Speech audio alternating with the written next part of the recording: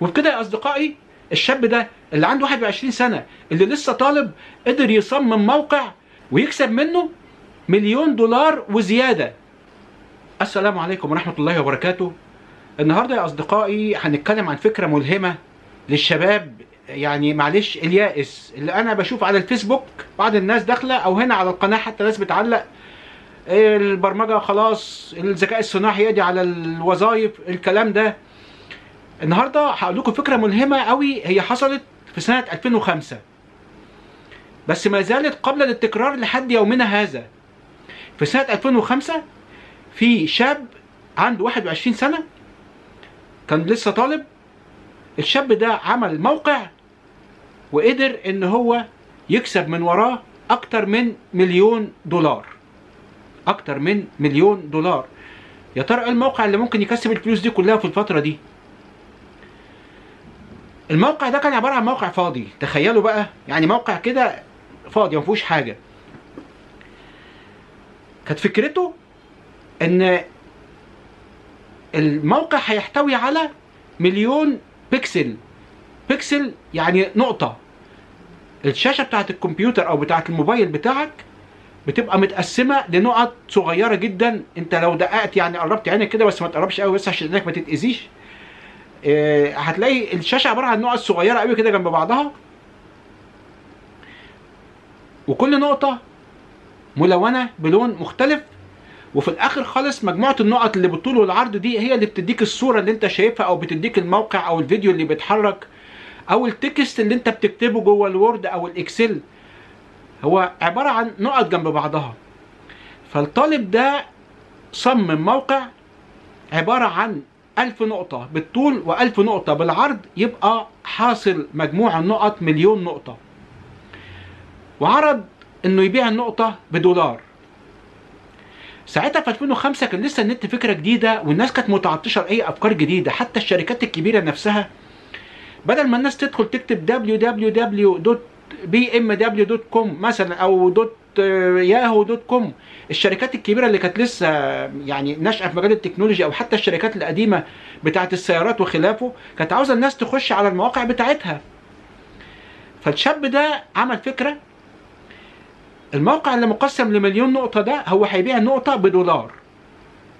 طيب مقابل ايه؟ هتيجي مثلا شركة زي شركة BMW مثلا بتاعت السيارات، هتشتري منه 100 نقطة، 10 ارتفاع و10 عرض، وهو هيحط في ال100 نقطة دول الصورة او الشعار بتاع BMW، بحيث الناس لما تدوس على الصورة دي يقوم جاي فاتح لهم الموقع بتاع BMW مثلا، وهكذا لبقية الشركات. في البداية عرض الفكرة على أصدقائه، كان طبعا موضة ساعتها بقى المواقع وإنشاء المواقع والكلام دوت. فالصديق اللي عنده موقع أو اللي عنده مثلا مدونة أو اللي عنده منتدى، الكلام ده طبعا قبل الفيسبوك كان المنتديات والمدونات كتير دي وسيلة التواصل بين الناس. فبدأ يعرض الفكرة على أصدقائه، طيب 100 نقطة مش حاجة، خد يا عم $100 همت وحط لي صورة مصغرة عندك على الموقع، بحيث لما الناس تدوس عليها تدخل على الايه، على المنتدى بتاعي. بدل ما يكتبوا www. اسم المنتدى ممكن يكون اسمه طويل، ممكن يكون اسمه ملخبط، ممكن يكون فيه داش، فيه من غير داش، كلام من ده. لا، من الاسهل الناس تفتح موقعك وتدوس على الايه، على الصورة يوصل للموقع بتاعي. بدأ يعرض فكرته في المنتديات والمواقع الإعلانية لحد ما الصحف الكبيرة والشركات الكبيرة بدأت تنتبه له وبدأوا يعرضوا فكرته عندهم. فكانت حاجة والله فكرة جديدة. يعني الموقع كده عبارة عن صور لازقة جنب بعضها، وانت من خلال الصورة هتشوف دي صورة والله شركة كذا، دي صورة شركة كذا، هتدوس على الصورة يروح فاتح لك موقع الشركة. فالشركات بدأت، حتى الشركات الكبيرة بدأت تيجي تشتري منه، بس يشتروا مساحات كبيرة على أساس تبقى واضحة وتبقى يعني تليق بمكانة الشركة. شوية بشوية بدأ يبيع البيكسل اللي $1، قدر ان هو يبيع كل البيكسلز اللي على الموقع بتاعه. يعني موقع شخصي ما فيهوش اي فكرة جبارة، وقدر ان هو يكسب من وراه $1,000,000 وزيادة. ليه؟ لان يعني على حسب ما يقال ان هو اخر 100 بكسل عمل عليهم مزاد في اي باي وباعهم بما يقارب 30,000 دولار، يعني الارقام في الحدود دي كده تقريبا. بس المهم ان هو قدر يحقق مليون دولار وزياده من هذه الفكره، مجرد فكره طرقعت عملت له الفلوس دي كلها. وخلي بالك احنا دلوقتي عايشين في ما يسمى بعصر الافكار. عصر الافكار، احنا كان زمان في عصر السرعه وعصر الذره وعصر الكمبيوتر وعصر البخار، لا النهارده احنا عصر الافكار. ممكن فكره واحده تعمل لك ملايين ومليارات الجنيهات بل والدولارات، وتحولك من خانه الموظف اللي عمال يعرض السي في بتاعه على الشركات الى خانه صاحب البيزنس اللي بيدور له الارباح الكبيره كل شهر او كل يوم حتى كمان. تمام؟ فانا بقول الفكره دي بس لان العقل البشري لا يتوقف عن التفكير، بس بشرط خلي بالك انت مش هيجي لك الافكار الا اذا كان عندك قاعده علميه او قاعده معرفيه كويسه. يعني زي ما كانوا زمان بيقولوا لن تكون كاتب محترف قبل ان تكون قارئ محترف. مش هينفع ان انت تحاول تألف او تكتب مقالات او تكتب حاجات من من ذهنك ومن تفكيرك انت الا اذا كنت بتغذي عقلك ده بالقرايه. يعني عمال تقرا اشعار وتقرا قصص وتقرا كتب وتقرا كتب قديمه وجديده وتشوف الدنيا بتفكر ازاي والناس الكتاب الكبار بيقولوا ايه، وتبدا ساعتها ان انت تطلع افكار من عندك. كذلك أليكس ده او الشاب اللي اوجد فكره الموقع ده اكيد كان بيعرف يصمم مواقع او كان عنده حد بيعرف يصمم مواقع. تمام؟ وبيطلع وبيقرا وبيدخل على على المنتديات وبيدخل على الحاجات اللي بتتكلم ايه احتياجات الناس، طب انا اعمل ايه، طب الشركه دي مثلا ممكن تحتاج ايه، طب الناس دي ممكن تبقى محتاج يعني كده. ها يعني الذهن ده هيشتغل لما انت تبقى متفاعل مع المجالات اللي حواليك. ما تقعدش تضيع وقتك على الفيديوهات وعلى الريلز وعلى الفيسبوك والانستجرام، يعني المواقع اللي هي بتشغل الدماغ من غير فايده دي، او بتقعد تاخدك حاجه ورا الثانيه. لا، اشغل بالك بالحاجه اللي ممكن تفيدك.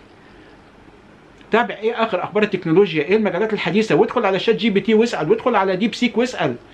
يعني انا بعد ما قريت الموضوع ده او بعد ما افتكرته ورجعت قلبت فيه سالت بعد ما قريت الموضوع ده وبحثت عنه قبل ما اقوله لكم. انا طبعا كنت فاكره من زمان بس قلت اعرضه عليكم عشان خاطر نغمه الياس اللي انا بسمعها. دخلت على ديب سيك وقلت له قول لي افكار ممكن تكسبني مليون جنيه زي دي. اداني 10 افكار كده ورا بعضهم. فانت ممكن تدخل تشوف فكره من دي، والله ممكن يعني مخك ياخدها يترجمها لحاجه جديده زي ما أليكس عمل، تقدر تعمل منها ثروه كويسه. فليكن شعارنا لا لليأس ونعم للشغل وللتعلم وللأفكار الجديدة. تعالوا بينا نشوف. تعالوا يا أصدقائي لما نشوف موقع ديب سيك بيقول إيه عن الموضوع ده. أنا طلبت منه كده باختصار، قلت له قصة موقع المليون بيكسل الذي صممه شاب في عام 2005 ونشوفه قال إيه عليه. بيقول لك ان وقت البدايه فكره جنونيه بسيطه. طالب بريطاني عمره 21 عام يحتاج لتمويل دراساته الجامعيه واسمه أليكس تيو. كان خايف يقع في الديون ففكر خارج الصندوق وابتكر فكره غريبه. ماذا لو بعت مليون بيكسل على موقع الكتروني بسعر $1 واحد لكل بيكسل؟ الفكره كانت بسيطه: انشاء صفحه ويب تحتوي على مليون بيكسل، بيع كل بيكسل كمساحه اعلانيه $1 واحد. يمكن للملايين شراء مساحات صغيره 10 في 10 مثلا بيساوي 100 بيكسل ب $100 ووضع شعارهم مع رابط الموقعهم. كيف نجحت الفكره؟ اطلاق الموقع في اغسطس 2005، انتشار كالنار في الهشيم، تحقيق $1,000,000 في يناير 2006. في غضون 5 أشهر فقط تم بيع جميع البكسلات. اخر 1000 بكسل، انا كنت قلت 100 في المقدمه بس هي اخر 1000 بكسل، بيعت في مزاد الكتروني على موقع اي بي بسعر $38,100. اجمالي الارباح $1,037,100. عقبالكم كلكم ان شاء الله. ماذا حدث للموقع بعد ذلك؟ الموقع لا يزال يعمل حتى اليوم. اهو تعال ندخل عليه نشوف شكله عامل ازاي. اهو الموقع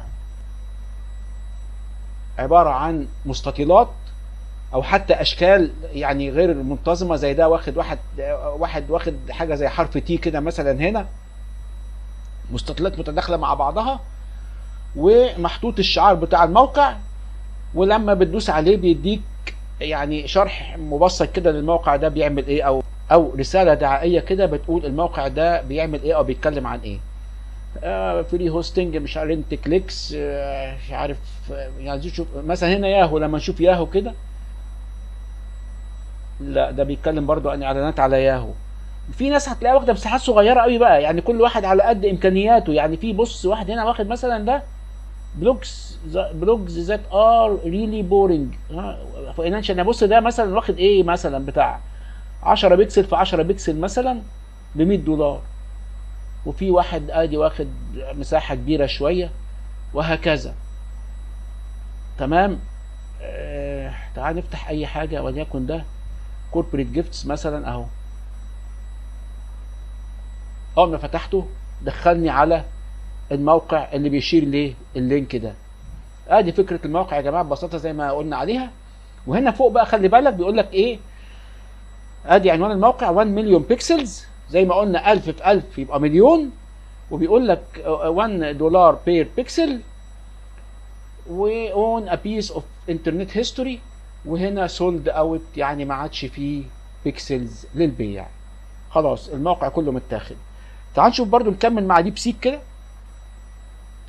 بيقول لك هنا اصبح ايقونه في تاريخ الانترنت كمثال على الابداع في الربح من الشبكه. حاول الكثيرون تقليد الفكره لكن لم ينجح اي منهم كما نجح أليكس بسبب عنصر السبق والابهار. الدروس المستفاده: البساطه قد تكون عبقريه، مش لازم ان انا اكسب من ورا فكره معقده ومكلكعه وافكر في حاجه يعني لا، خليك كيب ات سيمبل، دايما حط في دماغك كيب ات سيمبل، البساطه مفيش احسن منها.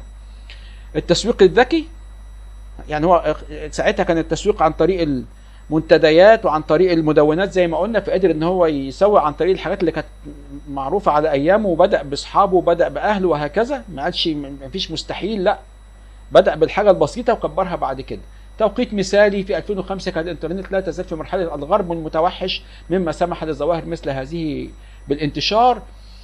اول احد لو حاول احد تنفيذ الفكره اليوم فلن تنجح بنفس القوه، لانها تعتمد على عنصر المفاجاه والتوقيت، لكنها تظل الهام لاي شخص يبحث عن افكار غير تقليديه. وده الهدف اللي انا عاوز اوصل له. انت ممكن تكسب زي ما أليكس عمل. ما ترتبطش يا صديقي دايما بالروتينيات. انا عاوز اقدم السي في بتاعي في الشركات تقول لي يلا تعالى ويعملوا لي اختبار وانجح واروح اشتغل من 9 ل 5 كل يوم، لا. وسع افقك وفكر خارج الصندوق، وربنا يوفقكم. والى اللقاء في فيديو قادم، والسلام عليكم ورحمة الله وبركاته.